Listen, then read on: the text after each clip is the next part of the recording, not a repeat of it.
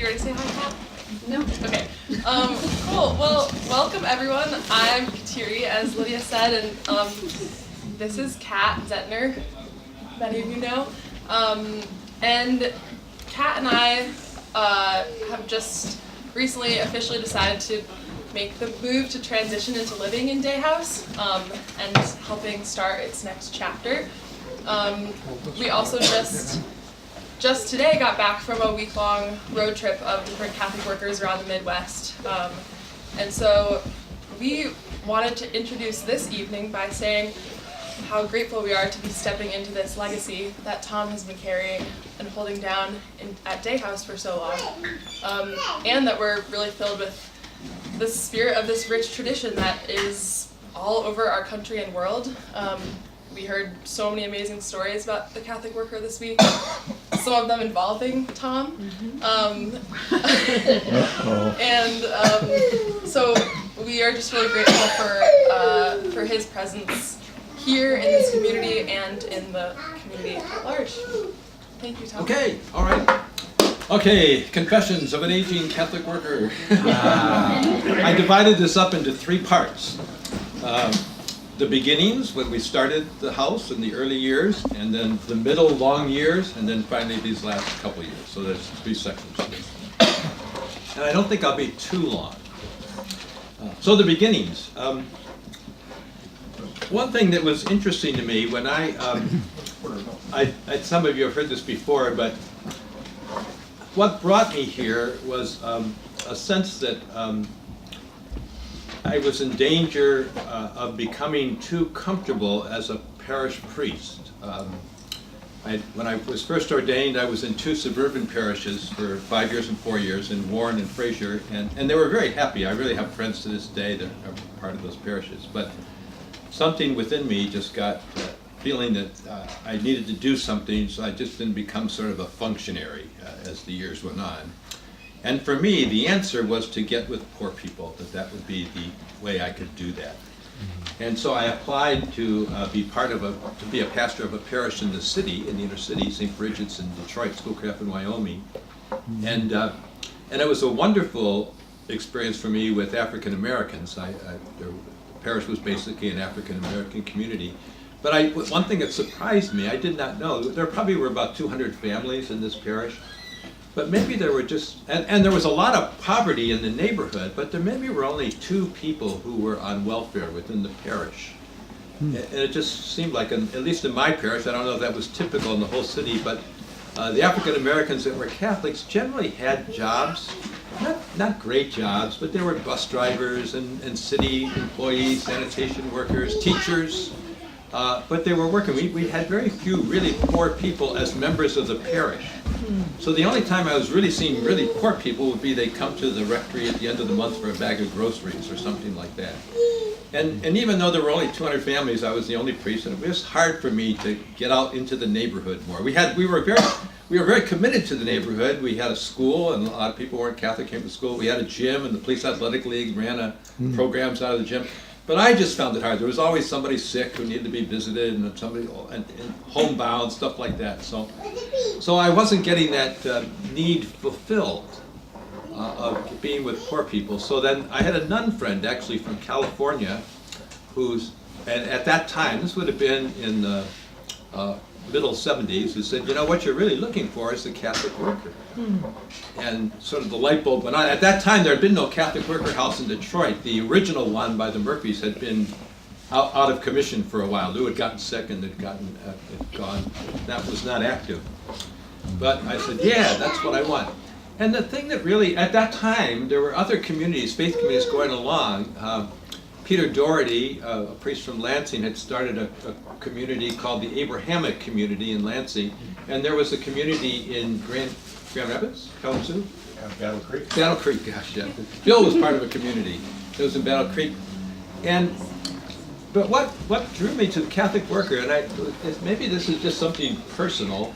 Well, it is personal. I don't know if it's beyond personal, but it was important for me to feel like I was part of something bigger than myself. And it meant something to feel like I want to be part of a Catholic worker house, because there was this whole sort of you know, there were maybe 100 houses around the country. There was a history. And it was just a feeling that this was what drew me, I think, to want to stay. I want to start a Catholic worker house, to be part of a group that started a Catholic worker house.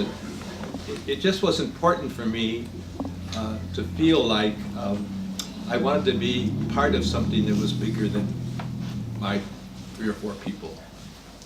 And so that was the original draw, I think, to want to start a Catholic worker house. Coming here, when we started, it was Peter Weber, Mary West, and myself, and Elaine Perro were the original group. It was very energizing in several ways. One thing I did have already in my theology studies, I learned about the prophets. And I think up till then, even in my early 20s, I thought a prophet was somebody who could look into the crystal ball to tell the future, that's what prophecy was. And in a way, the prophet does tell the future. I mean, if the people are sitting, he says, do you know the future? You're going to have trouble. But the prophet was really the critic of the faith tradition, and the person who called the people back to God. And so this seemed to be a good structure, the Catholic Worker House, to be able to be part of that kind of a ministry, a prophetic kind of ministry. I had actually, I think maybe Marianne had been involved in it too, before we had started a Catholic Worker House, I had my first arrest. Now my memory is failing, you can correct me if I go along. I think it was at the Air Force Base. No, the one local. Selfridge, yeah. They were going to do they had an air show every year, and they were going to do sort of a simulation of the dropping of the atomic bomb. And it just horrified us, you know. So some of us got together and said, we're going to go out there. We're going to try to block the entrance of the so the planes can't get off. We blocked the runways, and we were successful for 10 or 15 minutes till they removed us, you know. But I was in jail over a weekend, and so there were no masses at St. Bridget's that weekend, and I began to see, you know, this could be awkward to be a parish priest and be arrested. So again, the Catholic worker structure, which sort of, you know, it was part of it. People who had a history of resistance as part of the Catholic worker, that was a thing that was very appealing about it also, besides being with the poor. I got to make the assignment more palatable. I had to get permission from the bishop to do this, and I didn't know how well it would go, because already just back in the late 70s, but already there was beginning to be a shortage of priests for parishes. So I tried to make this request to become assigned to the Catholic worker as palatable as possible. So I did a number of things, including which I said, let's just try it for a year. And all this assignment, I did some other things. I said I won't take any money, no health insurance, you know, I won't pay financial burden on you, but part of it was saying, well, let's just try it for a year. And based on all that, the Cardinal during the time said, okay, you can do it. Well, the year went up after I'd been here for a year, and I got this word from the Chancery that Cardinal Durin had no objections to what I was doing. Because of the shortage of priests and parishes, I should go back to a parish within a year. And he would give me a year to apply for parishes when they opened up. And if I hadn't applied for any within the year, then in April, he would assign me to a parish.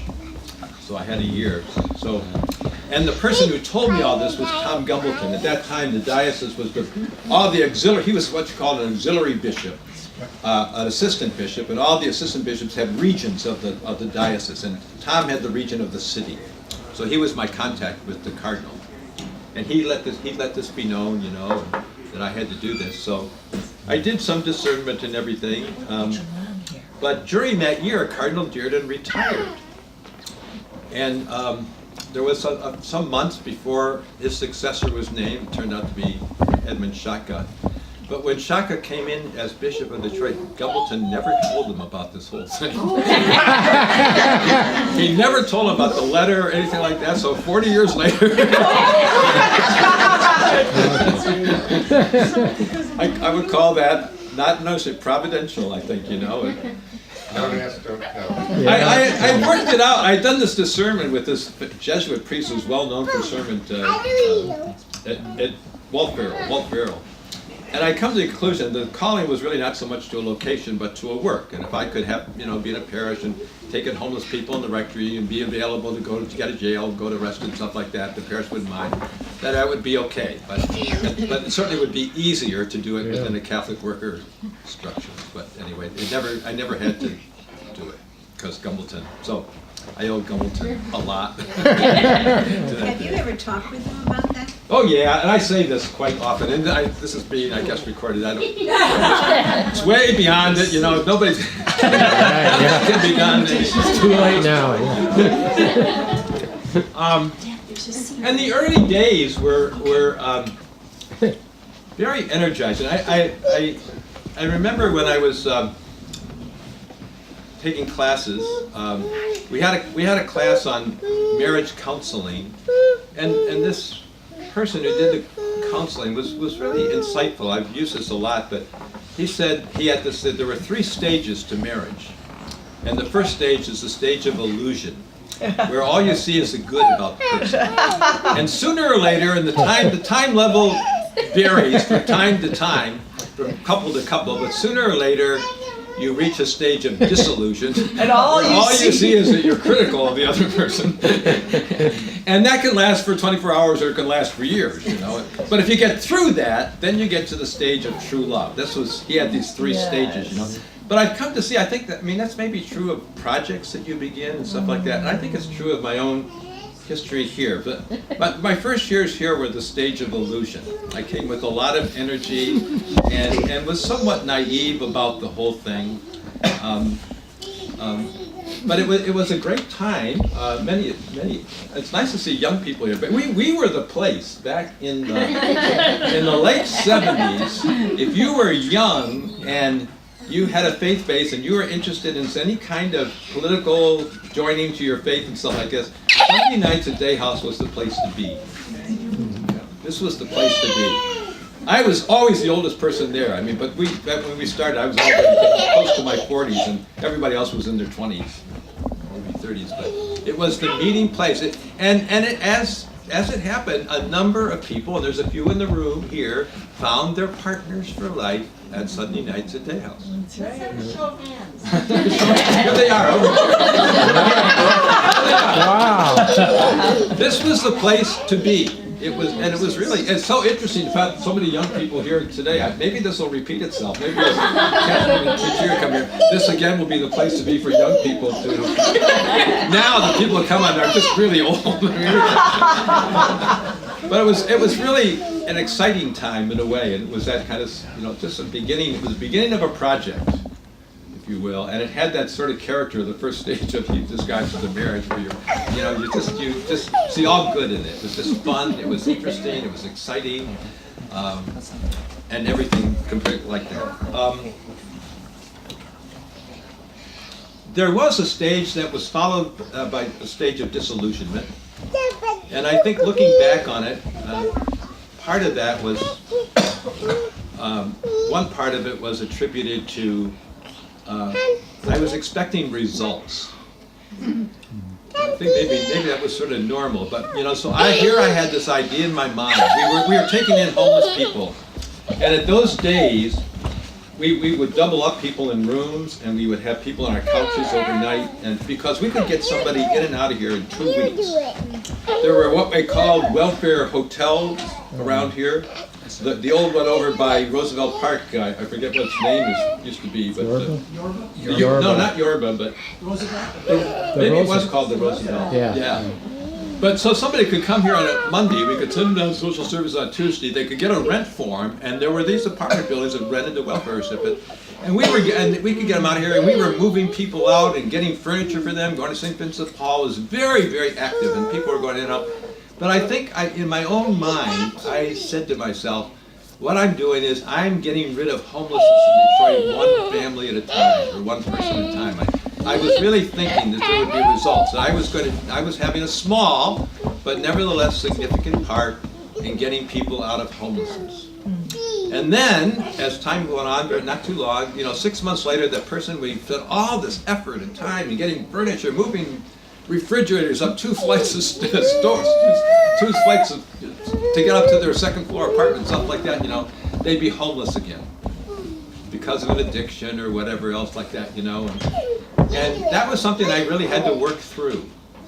You know, that am I doing this to get results? Or am I doing this just because it's a good thing to do? The value of the work. It was a big thing to work out. And I was not seeing the visible results that I thought I was going to see. Getting people all settled, getting them all settled and getting to, but then many of them would be homeless again. And that was something to work through for me. And that was part of the stage of dissolution. The other part of the stage of dissolution was living in community. I thought, now here I had been in parishes for 9 years, for 5 years at St. Bridget's, for 12 years, 14 years. I've been in parishes for 14 years. And in any parish, even a Catholic parish that might be predominantly white or an African American parish, but people were very, very diverse. I mean, we in any typical parish, you had Republicans and Democrats, you had liberals and conservatives, you had people who were for peace and people who were big supporters of the military-industrial complex. A typical parish had a wide variety of political views. And I thought, here I'm going to be moving into day house, and I'm going to be with people all who think the same as I do. They all want to live simply. They all want to do resistance, you know. That this is going to be, no more conflicts. I just thought that. And I had not reckoned on the fact that personalities also cause conflicts. And there's many stories. I mean, I can remember here we are, we all want to live simply, but we had conflicts on how many pots of coffee you could make during the course of a day. We had a woman, Rose, who just one pot of coffee. We're going to live simply. When that pot is up, you don't make any more that day. There were other conflict over creamer. Was it half and half, Marianne? Well, it was evaporated milk that we got from the government, and then they stopped giving it to us, but we kind of got used to it. So when we actually buy evaporated Could you buy evaporated milk? I mean, you know, there were just conflicts over this kind of stuff, you know. So the conflicts did not cease, and that sort of surprised me too. I thought, oh, this is going to be so great. I'm going to be living with people who think the same way as I do, you know, and we're just going to get along, you know. So now, I mean, when somebody moves into day house, whether they're a member of the community or as a guest, I have sort of an orientation I give them, and it involves something like this. I mean, I said it so often I can sort of be part. It's hard enough for two people who are made a commitment to each other to get along sometimes, but you're going to be living with 10 other people of whom you've chosen to live with none of them. Don't be surprised if there's conflict. And so when they come, you know, I complain about this person and that person, well, I warned you, you know. I warned you. But those at the beginning, those were sort of the stage, that was the disillusion stage for me, that the community wasn't exactly what I thought it would be, and getting people out of poverty one family at a time wasn't exactly what didn't turn out to be that way either. The middle years, which are very long, this I'm moving into the second part, the lengthy middle years. I'm trying to read my writing. I would say 3 things happened over the years that were really good for me. The first thing was I really saw my dark side for the first time. If somebody, before I moved into day house, if somebody had asked me to describe myself, I would have said, well, I'm a very peaceful, very tolerant person. Maybe I would get angry twice a year in a parish. Maybe, you know. And I thought that was me, and what I learned was it wasn't me, it's just that I'd been living with people who were very agreeable to live with and work with. And living with people who had mental health issues and who had addiction stuff and just brought out a dark side of me that I'd not seen before. And it was very good because I think I did overestimate myself, my goodness. And living here has helped me correct that. I remember one time particularly, we used to on Monday nights we would get together, the community, not all the residents, but on Monday night the community, the Day House Catholic we made the decision we would get together for prayer on Monday nights around 9 o'clock, the end of the day. So it's one Monday night and people are starting to gather and they were in this room for prayer. And a woman came in intoxicated, one of our guests came in intoxicated. And I decided I was going to get this woman up to her room and get her quiet in her room before we started our prayer so I would not have to be interrupted while we were doing our prayer and go and quiet her down. So I was on house duty at the time. It was my turn to be on house. But she didn't want to go to her room. So the people there are gathering for prayer. It's about 9 o'clock. And I am forcibly dragging this woman up the stairs because she wouldn't go by herself up to her room. And they're all looking at me. So that I could get to prayer, I sort of molested this woman. It was pretty embarrassing. I came back, and they said, Tom, you should have thought of another way. Maybe you could have just stayed with her or something. But it was this was something, I dragged her up those steps. And physically, and because I wanted to get to prayer. So I saw parts of my dark side that I had never seen before, and that continues to this day. I'm surprised sometimes that even that's still something I'm working on. But living in community will bring out your dark side. I predict. Something to look forward to. Yeah. On the other hand, it is something as I mentioned, the good thing is, it is wonderful to be part of, I remember having a dream once where I had no hands. My interpretation dream was that I needed other people to be with, to do the work we wanted to do. That was my interpretation, why I had no hands, and I was trying to get something done I couldn't, But it's wonderful to have other people to work with and to be part of who are sharing the work with. It's a mixed thing. There's bad things about it, there's some good things like everything. So that was one thing. I've seen a side to myself that I never would have seen before. And at the beginning of liturgy, when we say, Lord have mercy, Christ have mercy, Lord have mercy, I say it with more feeling than I used to. I think it might have been just kind of words before. But and I don't know if I would have seen it if it was always inside me, but it was the environment. I was just living with fairly agreeable people, and it wasn't that I was so peaceful.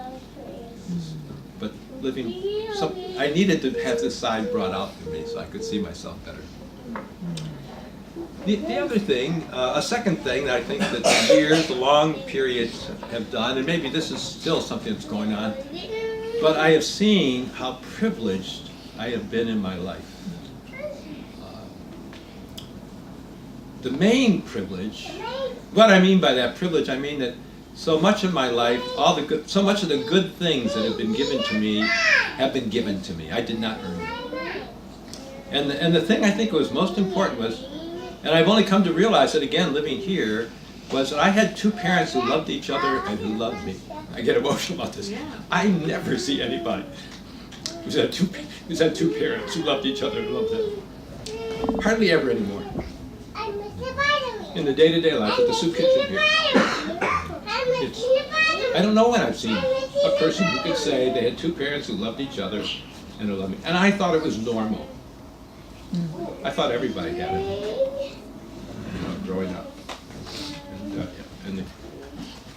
I think I do have some stability, and in my personality, but it was given to me. I didn't earn that at all. It's just a pure gift. And then the other things you could just add on. I'm white, I'm male. I was born upper middle class, North American, and a cleric. And the only privileged group, I belong to every privileged group that exists. And the only one I chose was a cleric. Everything else I just was given to me. I had nothing to say about it at all. So it's always, I mean, I really believe I'll never be able to pay back as much as I've been given. It's impossible. Never. But this was something that came to me as the years have gone by, and sort of an awakening. Something that I thought was just a normal thing, way to live, and everybody had it. I see how privileged I see, what a gift it was that I was given these things. And the other thing, I think, this is a little spiritual. I've learned how deep is the incarnation. What I mean by that is, I've always believed that we could find God in other people. Marriage, the sacrament, says that, that God, the mystery of God is a mystery of a unity within a diversity. We say 3 persons in one God that's creative and life-giving. And so we say that when 2 people get married, that's a sacrament, that they're mirroring, it's an enfleshment of the mystery of God. They're 2 different people living in community, and their life, that they try to be life-giving, creative and life-giving in their life,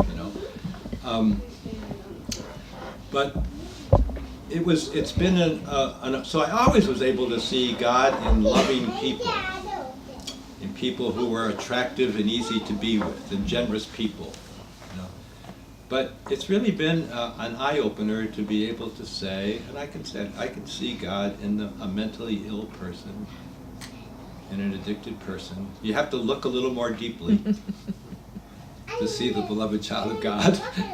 It isn't so obvious, But that's been a grace of living here, I think.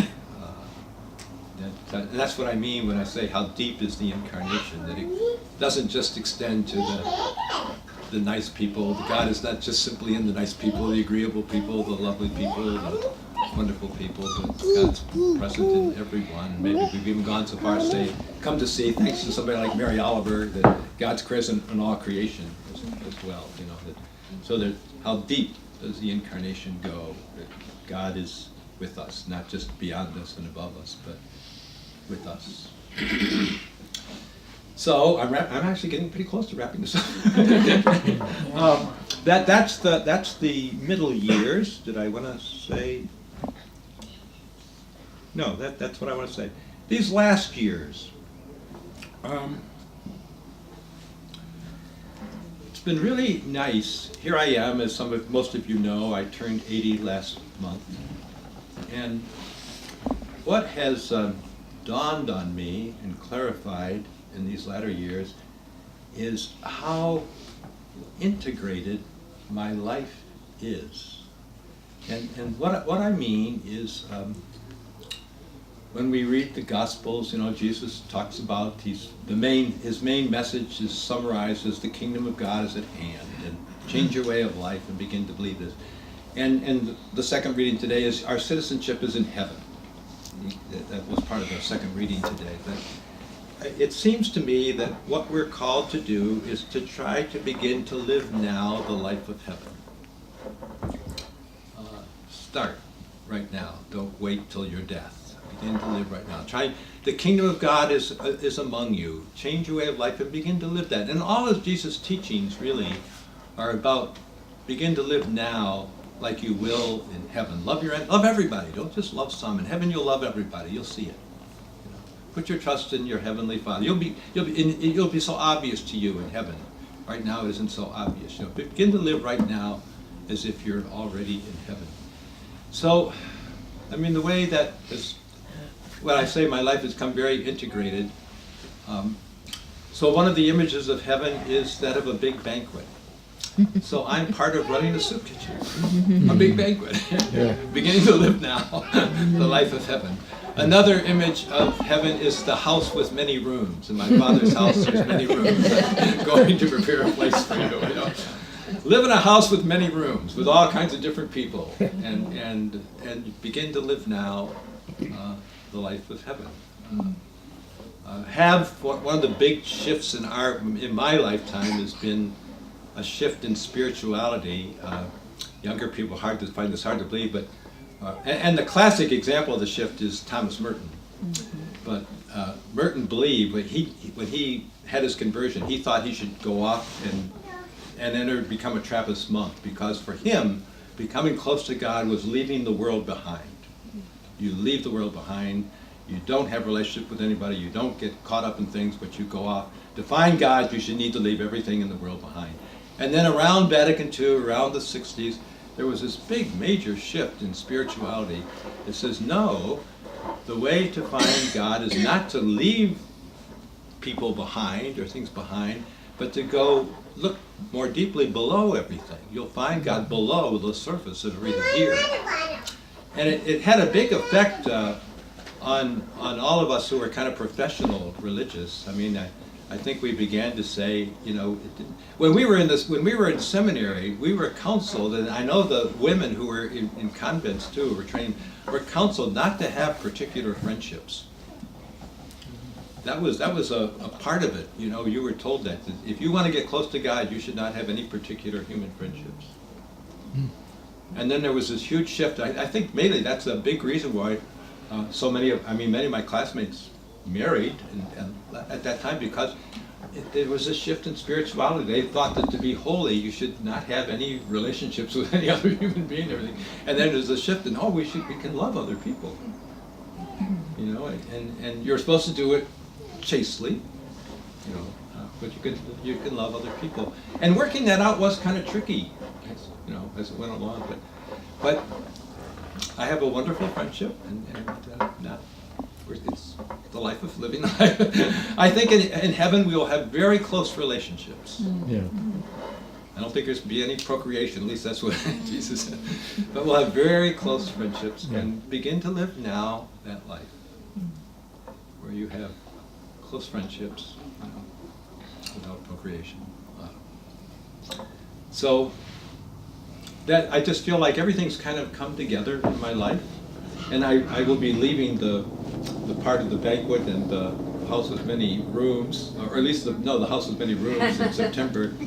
But it is just the last thing. I mean, it's a personal thing, but it may just be age and exhaustion. But I do have a desire to become more contemplative, I think, as the years have gone by. I used to love to go to movies. I was a big movie fan, and Monday nights would sit here and watch Monday Night Football, and stuff like that. And I just don't have any desire to do it anymore. I haven't been to a movie in a couple of years. It's not any act of penance or anything. But if I have time, I just want to sit. That's all I do. I just sit and usually fall asleep. But I think I will still feel that integration when I leave, wherever I go. I'll have some more time to just sit. So that's my thoughts. That's my reflections.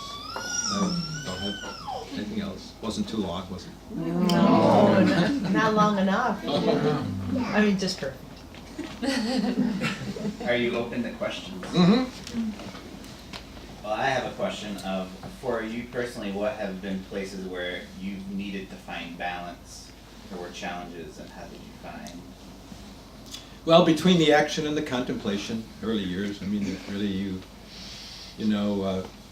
I think everybody says that we want to now, and that's the other shift. I mean, we want holiness as being active in the world, trying to make the world more like heaven, trying to make, with your efforts, try to make wherever you are a little more like heaven and less like hell for people. But you can get so caught up in it that if you don't take time for quiet, you'll find yourself getting angrier and more disrupted and all that kind of stuff. So there has to be a balance between recollecting yourself and activity. I mean, that would be a big thing, I think, if you are concerned about trying to make the world a better place, and people can just get caught up in the activity, in the work, and that's certainly a problem. I mean, you'll find that here. You just get caught up in it.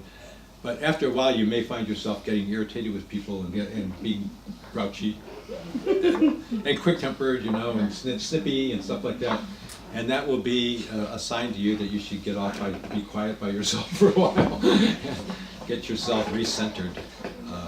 But that would be a big one, would find that balance between You know, I like Rohr's, Richard Rohr's named his center of action and contemplation. I think that balance is important. That would be the one I guess I would say is important to keep that balance. So I would try. I mean, for years I try to have 2 half-hour periods of prayer, quiet prayer a day. In the morning before I go down to soup kitchen. I do soup kitchen a lot better if I've had a half-hour quiet before going down there. And then sometime in the afternoon or evening, I try to get aside for quiet time too. And now, I mean, I can't remember the last time where I sat down for my half hour and I haven't fallen asleep before the half hour was over. That's probably the old age and the exhaustion and stuff like that. But that would be, I think, the big thing I would think of keeping some balance.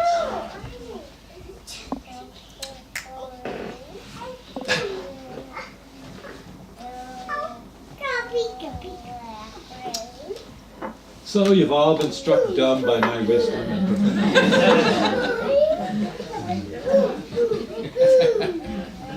Tom, can you say a little bit more about the Catholic workers support system? Did you use it or? Yeah. Well, it's mostly. I mean, we've made these trips like Catherine and Kateria have done.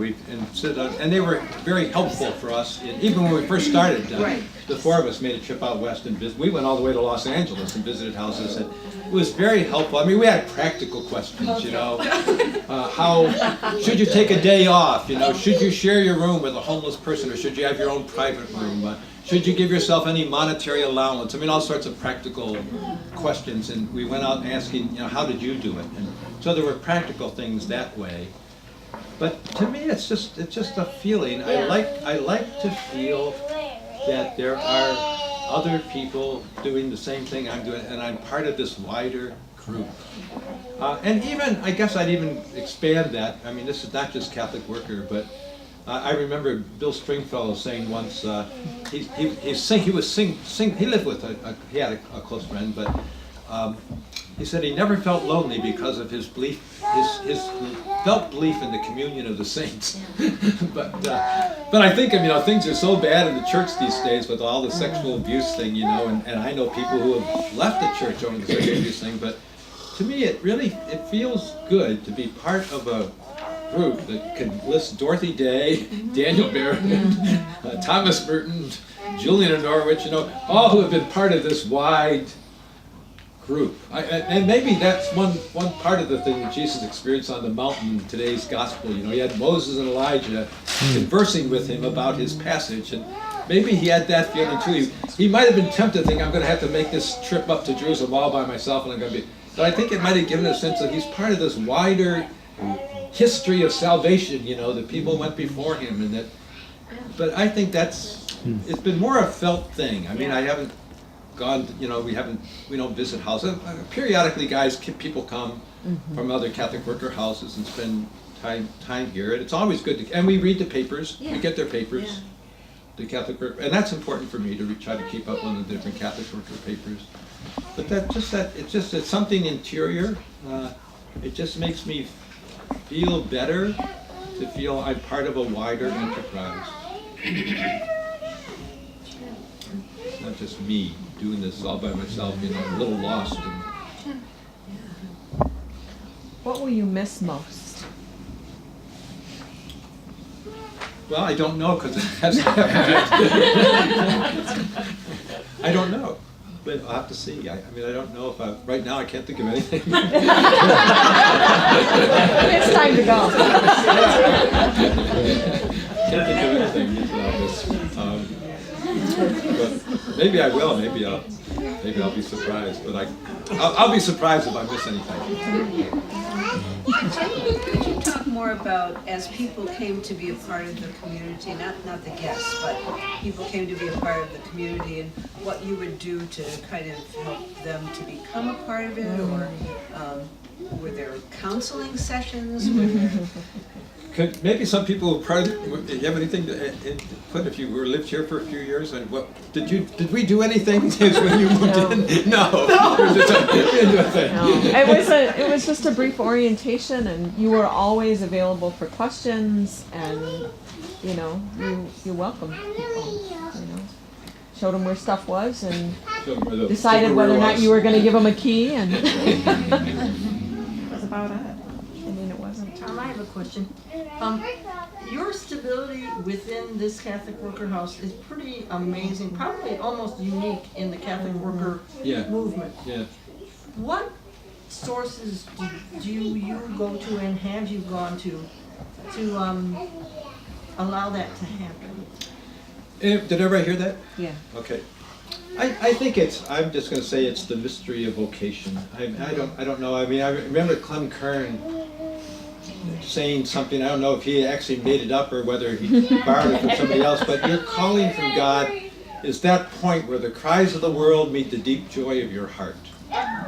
That's what God wants you to do. There's all sorts of cries of the world, all sorts of needs out there, but what brings out a passion in you? And this is it for me, and that's why I've stayed. I mean, for a lot of people, this is a step. They're trying this out to see if this is this what will bring out, meet the cry of the world that will meet the deep joy in their heart, and they find that it isn't. They want to move, they're ready to move on to something else.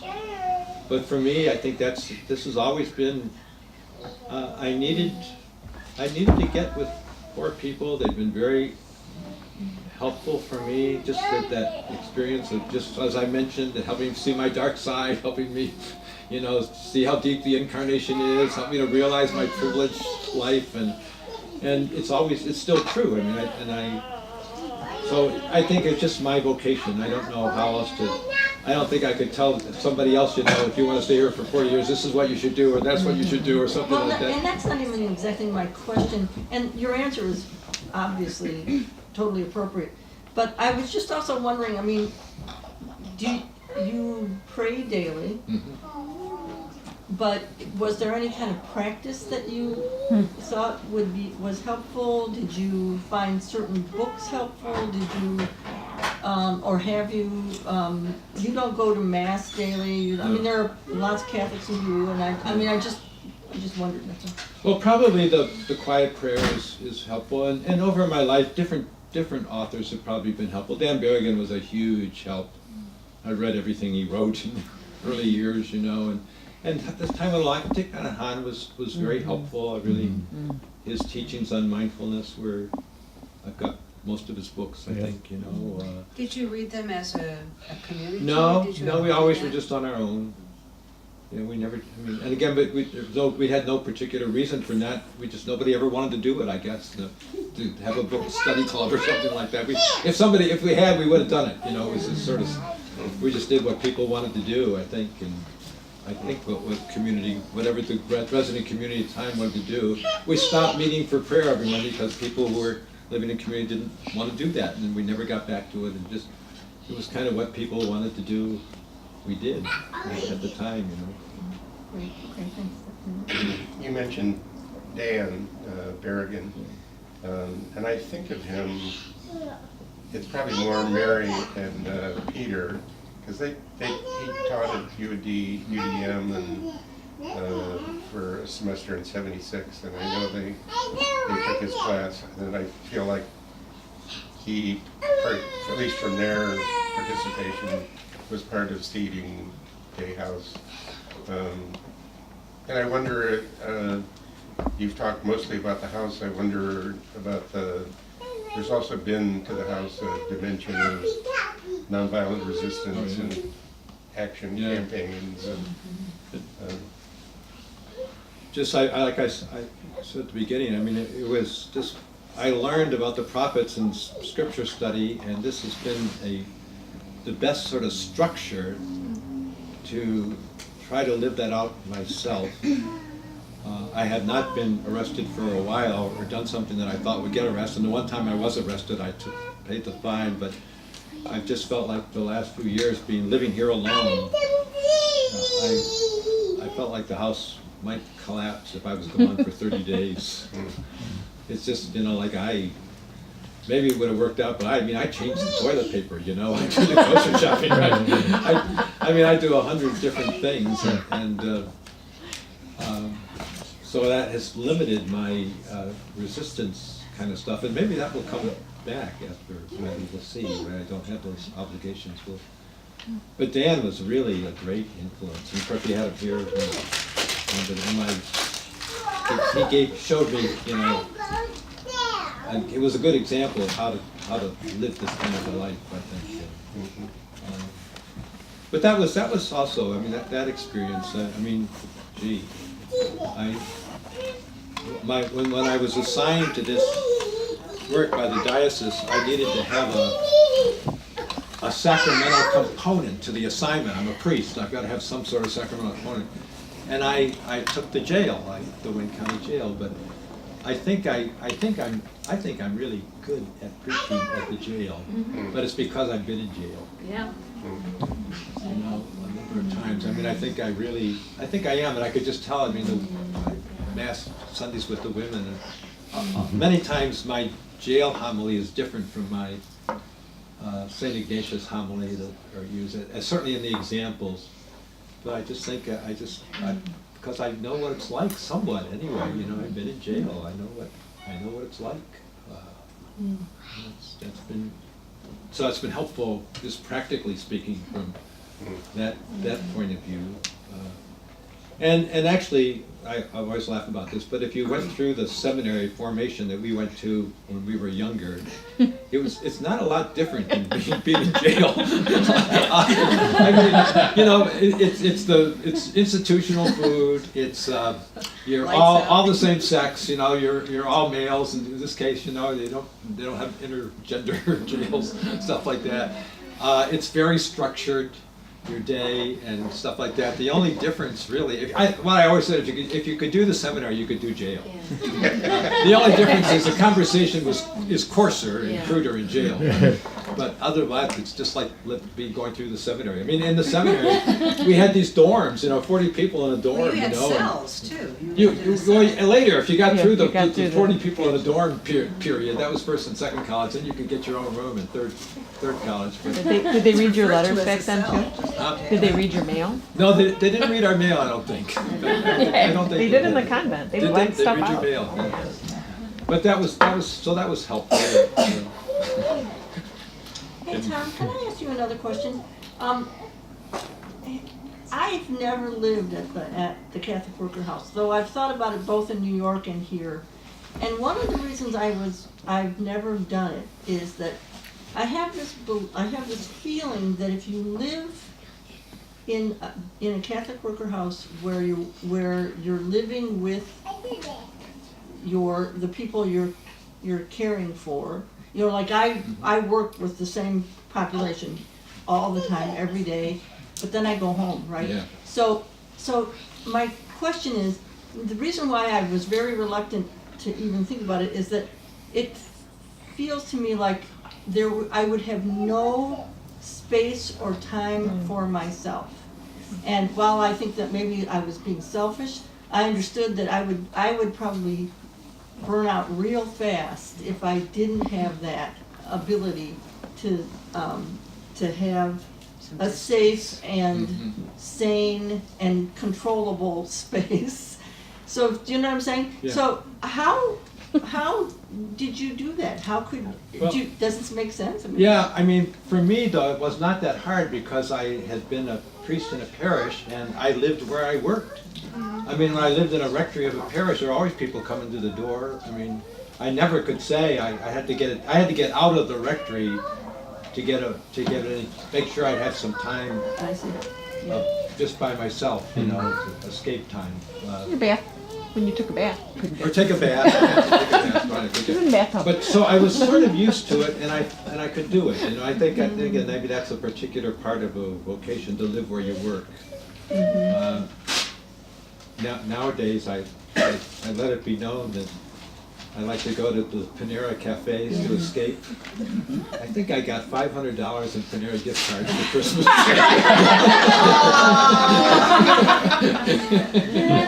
Too bad you didn't say Marios. I'm still going through them. I've got enough. I'm only halfway through my Panera gift cards. But I do like to go to Panera to get away from here.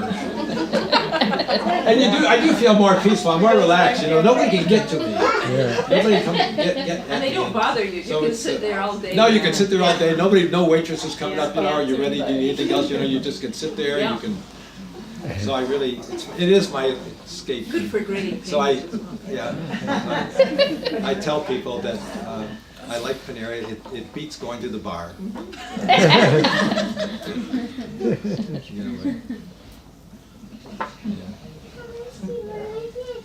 Tom, just give us a schedule. A schedule of what? Just, like the 500th reason why I couldn't do this is what time do you get up in the morning? Well, normally I would get up at 5.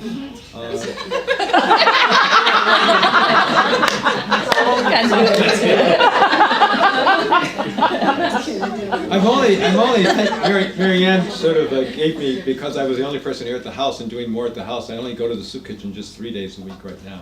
It's Wednesday, Friday, and Saturday. But I'll get up tomorrow. I'll get up at 5, and by 6:30 I will be out doing the grocery shopping for the house.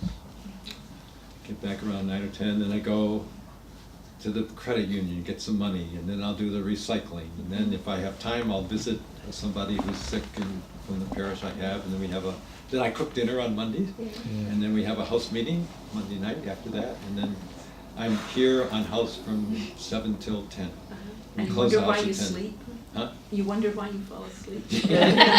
Mostly because I'm old. I didn't used to fall asleep when I was in my 50s and 60s and 70s.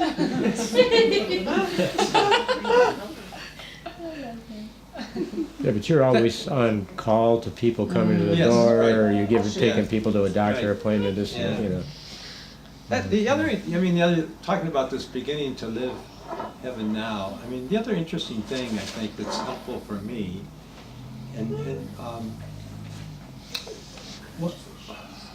when I talk about my life being integrated right now, is that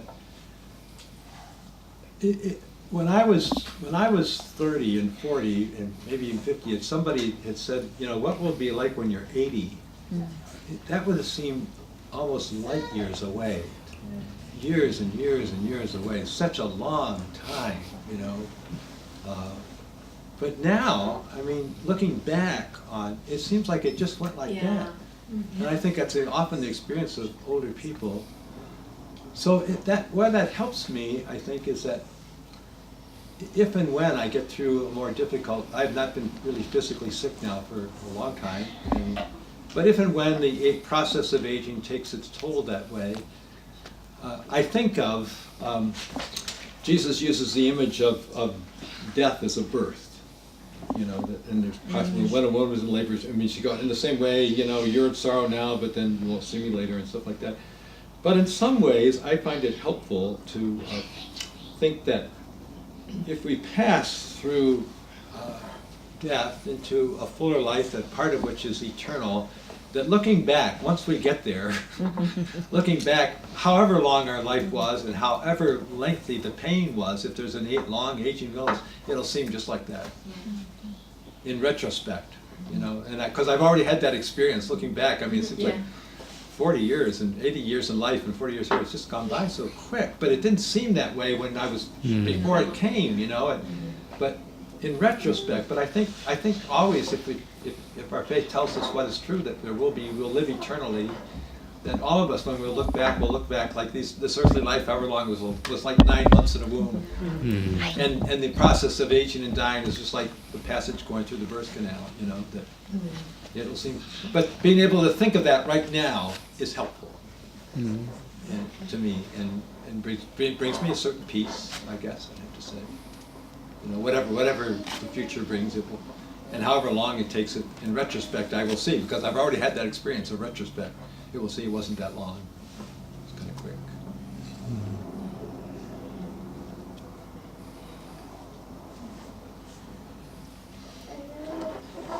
But boy, if I was 29 and I was thinking what I'd be like when I was 80, I'd, oh my God. have any favorite pieces of Berrigan memorized? He certainly influenced me deeply, and I probably, I'm losing my memory, that is one thing I'm doing, and nothing is coming to mind right now. But I'll bet there are things that are just engraved there, but I can't recall them. Oh, wait a minute, yes. He had one. He would say, he was his own way a contemplative. But he had a saying that don't just do something, stand there. Yeah. I like that. Don't just stand there, do something. But he had this he was really good at twisting phrases around, just taking some sort of common thing and giving it a little twist and having an insight to it. But that one I remember.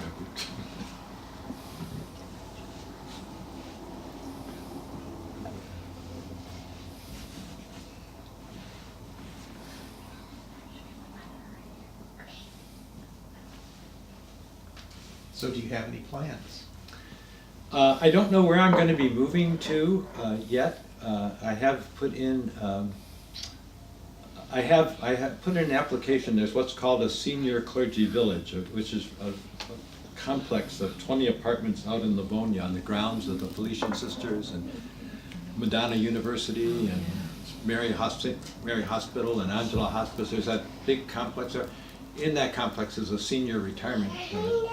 There's 20 apartments, and I put in an application, and to do that, you have to be formally retired in the diocese mind. So I have made an application for retirement as of September 1st.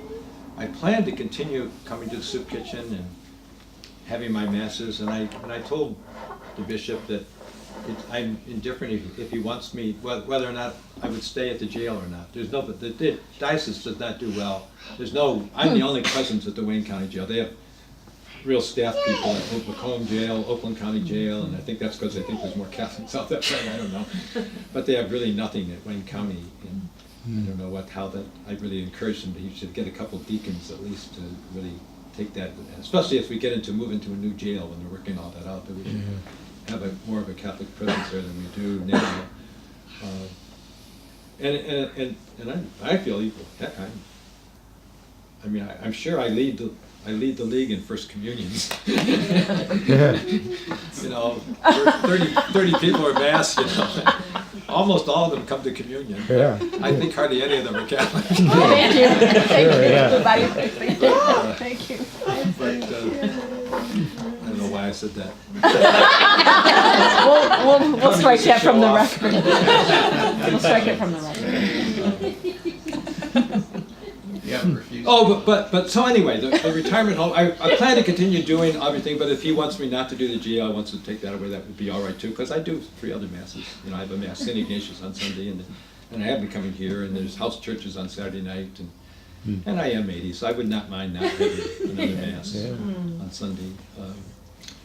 But that's one option. The other option is is really, we've learned that one problem about living there is that I have this one cat here that we took in. A resident left it here, and we rescued this cat from the resident was living in a building that was condemned by the city, and all the people had to move out, and the woman moved out and left her cat there, and I think it was Mary Ann who rescued the cat, but we ended up with her. And this cat has become really attached to me. Really lives in my room. Sleeps with me at night. Sleeps on my arms on my chest, sleeps with me and stuff like that. And I don't know. And you can't have animals at Clergy Village, so that would be a disclaimer. The other thing I kind of wonder and share that. I hope that it's okay with you, Mary Ann. But Mary Ann's mom has been really sick, and there's questions. Would she at some point have to go? Her mom doesn't. So don't want to say too much of that.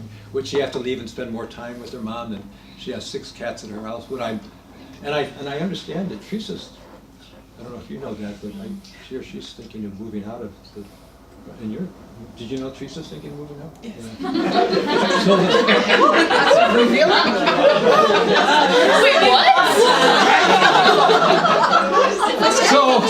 So the lower flat would be empty, and Mary Ann may need cat care with her. If she has to, if anything would happen where she'd have to move out. You are more than welcome on market. Yeah. I could bring my cat there and I could take care of her 6. So that's a possibility. I mean, so right now no decisions have been made. We'll just sort of see. September's still a ways away, and I'm not going to be homeless. No. By any means. Other people have invited me, they've got an empty room, you know, and in all honesty, I could bring everything I own. It's all in one room. I could easily move into one room. I mean, really. But so I don't know what I'll do. Right now, I'm going to continue doing everything that I've been doing except living here, and it'll be enough. We'll see what happens as we get, sooner or later we get sick and see what happens when that happens. As you look back in the perspective that you have, that you've been speaking about, is there anything that you would change? Anything that we would do differently? Part of, I wouldn't. Part of my own spirituality, I guess, is that there's a grace to be found in every circumstance and every situation. And a lot, really, I don't feel like I'm preaching, but what I've come to realize over the years is that whether or not you have joy in your heart depends a lot more on what's inside you than what happens to you. Yeah. And I guess it was the guys at the soup kitchen that really made that, helped me see that. You know, I mean, we'd be once the food is made and everything, we're out in the dining room and we're kind of monitoring everything, you know, and guys are walking by us to get their food, and you know, how's it going? You know, and one guy's just mad as hell at everything, you know, and who's homeless? He's homeless. And another guy's homeless says, "Oh, I woke up this morning, I'm blessed." You know, two people, they're in exactly the same circumstances, and one guy feels blessed and the other guy is angry. And it just helped me kind of realize one time that, you know, your happiness depends a lot more on what's inside you than what's happening to you. And I think that's true. And I think I'm at a point in life where I'll find a grace in anything, everything, even in getting cancer or whatever, you know. Well, you know, people need to see. It'll be a continuation of vocation. People need to see somebody who's got cancer handling it well. It isn't depressed or bitter or angry, you know. That's a calling. That's a vocation. You got work to do. My mom was that way. She taught me too. My mom, when she reached an older age, she decided she could move in with my sister, but she decided to go to a senior home. And she found it wasn't that she stopped working. I mean, she said, "I got to get up in the morning, get dressed, go down to the dining room, have breakfast because I got to cheer up all these grouchy, crabby people." and it's true at a senior home. I mean, so many of the residents there are there because they have an adult child who lives close to that home, and they even moved them out of state to bring them into this home. You know, they've had to leave their home, and they do tend to be grouchy and crabby, you know. But she had a calling, you know. It wasn't just I'm sitting around waiting to die. I've got work to do. These people need cheering up. You know? And I think I got her gene too. You know, that'll be the way I'll just handle the rest of my life. There's a grace in anything and everything. And there's always work to do, good work to do. You know? You never have to feel like you're just sitting around doing nothing. Well, this is really a nice talk. Thank you all. I think you came because you wanted to hear this talk. Yes, we did. Yeah.